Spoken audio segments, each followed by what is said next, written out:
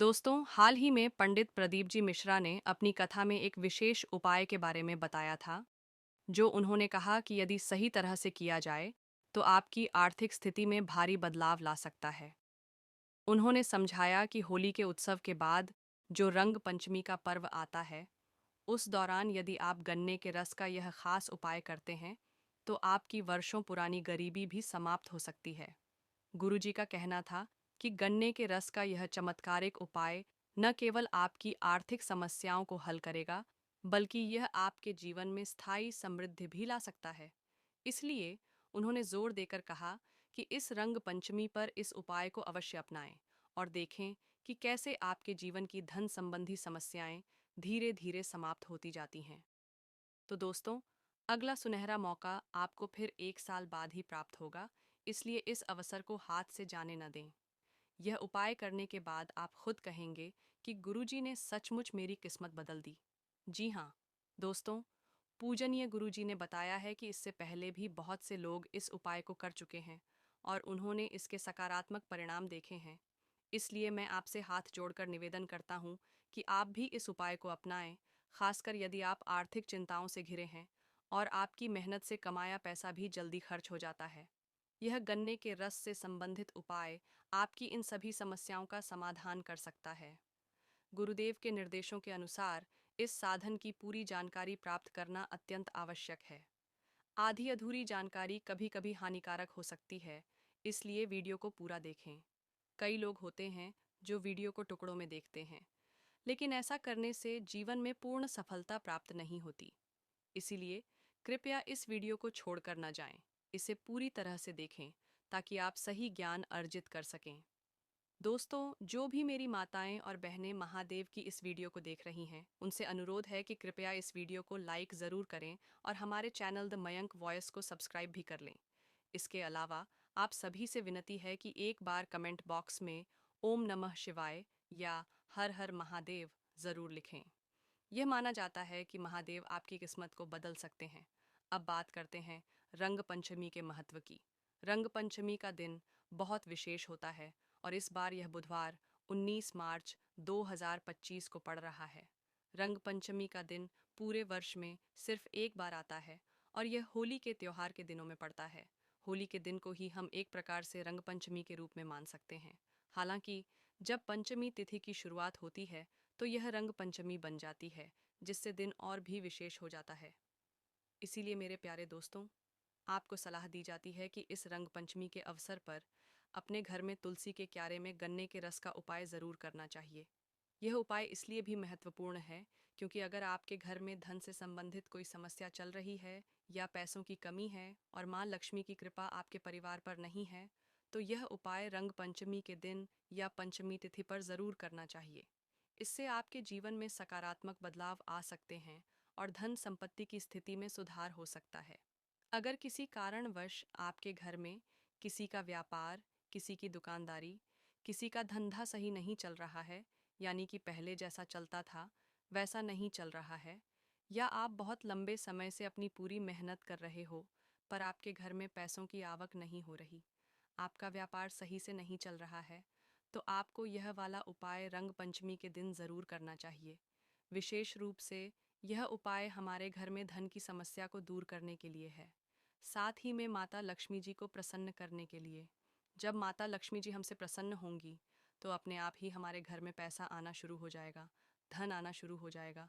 तो दोस्तों, अभी रंग पंचमी के दिन आपको इस गन्ने के रस वाले उपाय को कैसे करना है, किसको करना है, किस समय करना है, ये सारी जानकारी हम आपको बताते हैं। इसीलिए आप लोग उपाय को पहले अच्छे से सुनिए, समझ में आ जाए तो ही उपाय को कीजिएगा। क्योंकि जब आप उपाय को सही तरीके से करते हो तो ही आपका उपाय जो है अच्छे तरीके से काम करता है। दोस्तों, अभी जो है गर्मियों का मौसम आना शुरू हो चुका है, जिसकी वजह से इस समय में आपको गन्ने का रस आराम से मिल जाएगा, क्योंकि यह वाला उपाय जो है ना, वह बिना गन्ने के रस के हो ही नहीं सकता। इस उपाय में हमें गन्ने की रस की आवश्यकता ज़रूर पड़ती है। तो आप लोगों को करना क्या है? सबसे पहला काम आपका यही रहेगा कि आपको गन्ने की रस की इसमें आवश्यकता पड़ेगी। ठीक है दोस्तों, अभी आप लोगों को अपने घर के आसपास कहीं पर भी गन्ने का ठेला या गन्ने की मशीन ज़रूर मिल जाएगी, जहाँ पर आपको गन्ने का रस मिलना शुरू हो गया होगा। ठीक है, पर यहाँ पर उपाय में आपको वह गन्ने का रस नहीं लाना है जो आपको वह पीने के लिए देता है। आपको कुछ अलग तरीके से निकलवा कर लाना है। देखो, आपके घर के आसपास जहाँ पर भी गन्ने का जूस मिलता हो, आपको वहाँ पर जाना है। सीधी सी बात यह है, ठीक है? और वहाँ पर जाकर उससे ये नहीं बोलना है कि हमें 1 गिलास गन्ने का जूस लगा दो आपको। उससे ये बोलना है कि हमें 1 गिलास सादा गन्ने का जूस निकाल के दो। उसमें ना तो आप मतलब कुछ ना नमक डालना, ना तो उसमें कुछ बर्फ़ डालना, कुछ भी नहीं डालना। सादा जैसा गन्ना डाला आपने, वैसा गन्ने का जूस निकलवाना उसे, बस छान के हमको दे दो। ऐसा आप लोगों को गन्ने का जूस लेकर आना है। ना कि आप लोग ऐसा बोल के आ जाओ कि भाई हमें 1 गिलास गन्ने का जूस पैक कर दो। तो वह क्या करेगा? उस गन्ने के जूस में नमक भी मिला देगा और जो बर्फ़ होगी वह भी मिला देगा। अब बर्फ़ मिलाने से क्या होगा कि ये जो गन्ने का रस है ये फिर उपाय के लिए नहीं चलेगा। ये जो गन्ने का रस है ये आपके पीने के लिए हो जाएगा। इसीलिए जो उपाय के लिए आप लोग गन्ने का रस लेकर आओगे, उस गन्ने के रस में आपको कुछ भी नहीं डालना है। वह सादा गन्ने का रस होना चाहिए, ठीक है? मतलब कि वह जैसे ही गन्ने की मशीन से निकला, वो उसे सीधा आप लोग अपना पैक करवा लेना और उसे अपने घर पर लेकर आ जाना। किस दिन लेकर आना? रंग पंचमी के दिन ही ताज़ा ताज़ा गन्ने के रस से जो है जूस से आप लोग इस वाले उपाय को करना, ठीक है? तो ये बात आप समझ गए कि आपको गन्ने का रस कैसा लेकर आना है, अच्छा वाला लेकर आना है जिसके अंदर कुछ भी नमक या तो कुछ भी मतलब अलग से चीज़ ना डली हुई हो। अब जैसे ही हमने आपको सावधानियां बताई हैं, इन सावधानियों को ध्यान में रखते हुए आप इस गन्ने के रस को निकलवा कर अपने घर पर लेकर आ जाइए। ठीक है। अब दोस्तों क्या करना है? देखो, गन्ने का रस तो आपके घर में आ गया है। इसके बाद आपको इस उपाय को करते समय शुद्धता का विशेष रूप से ध्यान रखना है, यानी कि करके शुद्ध होकर ही, अच्छे वस्त्र पहनकर ही आप लोगों को यह वाला उपाय करना है, क्योंकि आप इस वाले उपाय को माता लक्ष्मी जी को प्रसन्न करने के लिए कर रहे हैं। जब माता लक्ष्मी जी को हम किसी उपाय को प्रसन्न करने के लिए करते हैं, तो निश्चित सी बात है, हम उसमें शुद्धता का विशेष रूप से ध्यान रखते हैं।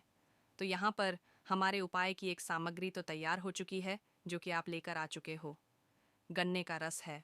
अब इस गन्ने के रस को आप किसी भी एक कटोरी में रख लो, या तो किसी भी एक पात्र में रख लो, गिलास में मत रखना। एक कटोरी में, अपने घर की जो पूजन वाली कटोरी है, अच्छी कटोरी हो, उसके अंदर जो है मतलब आप आधी कटोरी जो मतलब गन्ने का जूस रहेगा, गन्ने का रस रहेगा, उसको डाल लेना अपने घर की कटोरी में, ठीक है? और बाकी का जितना गन्ने का रस है वह आप अलग रख देना। वह आप बाद में मतलब पी सकते हो, पहले उपाय कर लेना, बाद में उसको मतलब आप लोग पी लेना है ना उसे।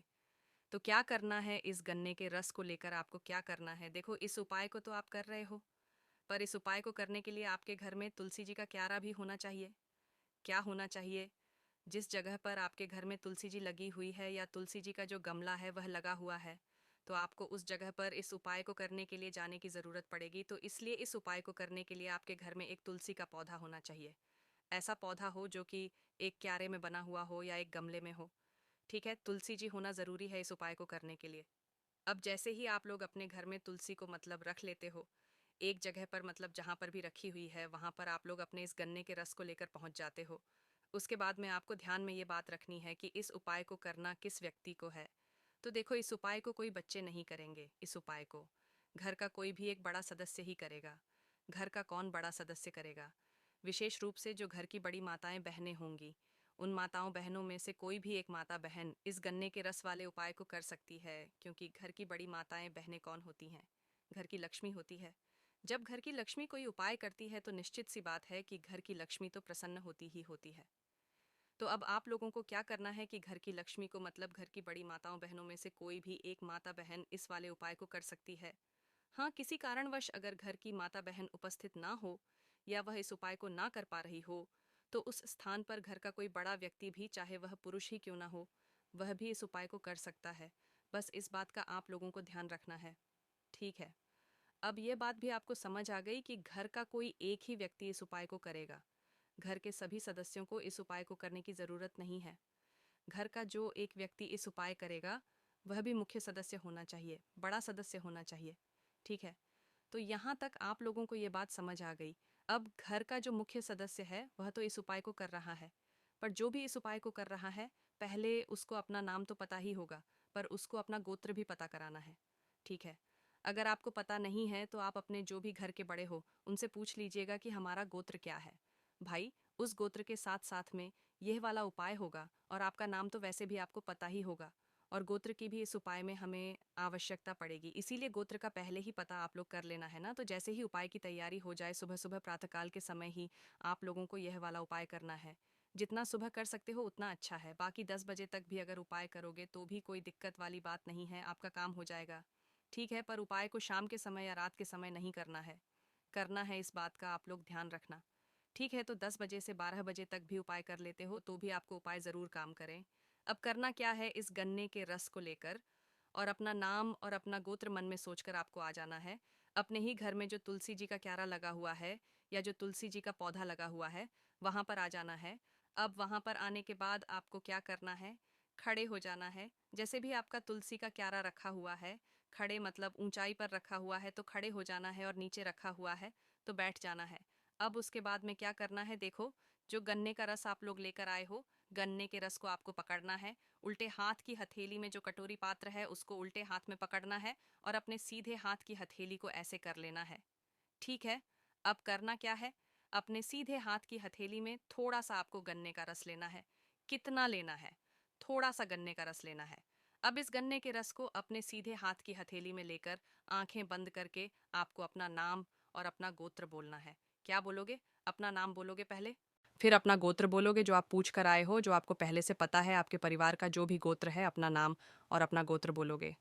फिर जो आपने अपने सीधे हाथ की हथेली में अभी इस गन्ने के रस को लिया है, गन्ने के जूस को लिया है, इस गन्ने के रस को आपको तुलसी जी के क्यारे में समर्पित कर देना है। ऐसा नहीं है कि तुलसी की पत्तियों पर आप लोग छिड़क दो या तुलसी के पौधे पर आप लोग छिड़क दो, नहीं, आपको ऐसा नहीं करना है। उस तुलसी के क्यारे की जो मिट्टी होगी, उस गमले की जो मिट्टी होगी, उस गमले की मिट्टी के अंदर आपको इस मतलब जो है गन्ने के रस को समर्पित करना है, वह भी अपना नाम और अपना गोत्र बोलते हुए। तो इसी तरीके से आप लोगों को क्या करना है, यही जो हमने आपको क्रिया बताई है, ये आपको 7 बार दोहरा है। मतलब कि पहली बार आपने क्या किया, थोड़ा सा गन्ने का जूस लिया, गन्ने का रस लिया, अपने सीधी हाथ की हथेली में नाम और गोत्र बोला और तुलसी के क्यारे में मिट्टी में समर्पित कर दिया। फिर दूसरी बार आप लोग वापस से थोड़ा सा गन्ने का रस लेना और अपना नाम और बोलना और तुलसी के क्यारे में मिट्टी में समर्पित कर देना। फिर तीसरी बार भी ऐसे ही करना, थोड़ा सा गन्ने का रस लेना और अपना नाम और गोत्र बोलना और तुलसी के क्यारे में समर्पित कर देना। इसी प्रकार से चौथी बार भी करोगे, इसी प्रकार से पांचवी बार भी करोगे, इसी प्रकार से छठवीं बार भी करोगे, और इसी प्रकार से सातवीं बार और आखिरी बार भी करोगे। क्योंकि यही जो मतलब हमने आपको काम बताया है, थोड़ा सा गन्ने का जूस, गन्ने का रस अपने सीधी हाथ की थैली में लेकर अपना नाम और गोत्र बोलकर तुलसी के क्यारे में आपको समर्पित कर देना है। तो यही काम आपको 7 बार करना है। कितनी बार करोगे, 7 टाइम्स, 7 बार करें। इससे कम करोगे ना, ज़्यादा करोगे, एक बार नहीं करना है। इस उपाय को 7 बार करना है, मतलब कि एक ही टाइम पर पंचमी तिथि के दिन, रंग पंचमी के दिन आपको 7 बार, मतलब एक के बाद एक करके जो है इस गन्ने के रस को अपने सीधे हाथ की हथेली में थोड़ा थोड़ा लेकर जो है अपना नाम और अपना गोत्र बोलकर जो है तुलसी के क्यारे में समर्पित कर देना है। 7 बार करना है, इस बात का ध्यान रखना है। एक के बाद एक करके 7 बार अपना नाम और अपना गोत्र बोलकर, अलग अलग है, थोड़ा सा पहले लिया, फिर दूसरी बार में थोड़ा सा लिया, फिर तीसरी बार में थोड़ा सा लिया, ऐसे करके अपना नाम और गोत्र बोलकर जो है तुलसी के क्यारे में आपको इस गन्ने के रस को समर्पित करते जाना है। जैसे ही आप 7वीं बार अपने गन्ने का रस समर्पित कर देते हैं, भाई आपका नाम और गोत्र बोलकर आपने समर्पित कर दिया, 7 बार कर दिया आपने। अब उसके बाद में आपको वहीं पर तुलसी माता जी से प्रार्थना करनी है। भगवान शिव जी का नाम लेना मतलब स्मरण करना मन ही मन, और माता लक्ष्मी जी से प्रार्थना करनी, और आपके घर में जो भी धन से जुड़ी हुई, पैसे से जुड़ी हुई समस्या आ रही है उसकी विन्नति करना है। या अगर आपके घर में मतलब पैसा नहीं आता है तो आपको मत, मतलब अगर आप इस उपाय को करने के बाद कुछ नहीं भी बोलोगे ना, तो भी आपकी मनोकामना अपने आप ही पूर्ण हो जाएगी। आपके घर में जो माता लक्ष्मी जी की जो कृपा है वह अपने आप ही होना शुरू हो जाएगी, और आपके घर में से जो भी दुख और परेशानियां धन की समस्या की वजह से आती थीं वह दूर हो जाएंगी। बाकी दोस्तों, यहाँ पर यह वाला उपाय पूरा हो जाता है। ये उपाय अभी इसीलिए बताया जा रहा है क्योंकि अभी गन्ने का जूस आपको आराम से मिल जाएगा, गन्ने का रस आपको आराम से मिल जाएगा। तो गुरुदेव ने कहा है, सभी माताएं बहनें ज़रूर करें, आपको धन की प्राप्ति ज़रूर होगी। श्री शिवाय नमस्तुभयम, हर हर महादेव।